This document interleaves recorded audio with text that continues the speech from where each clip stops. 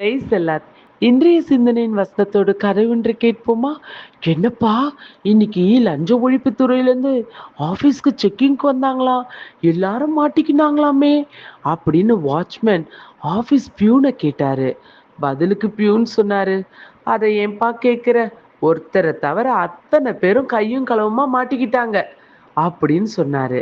இதை கேட்ட வாட்ச்மேன், அது எப்படிப்பா அந்த ஒருத்தர் மட்டும் மாட்டல? அவ்வளோ பெரிய அறிவாளியா என்ன அப்படின்னு கேட்டாரு.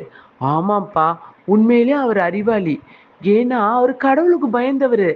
இந்த மாதிரி கெட்ட காரியத்துல எல்லாம் தலையிடவே மாட்டாரு. அதனாலதான் புத்தியா தப்பிச்சுக்கிட்டாரு அப்படின்னு சொன்னாரு. இன்றைய வேத வார்த்தையை பார்ப்போமா? ஆண்டவருக்கு பயப்படுவதே ஞானம், பொல்லாப்பை விட்டு விலகுவதே புத்தி. யோபு 28 அதிகாரம் 28 வசனம்.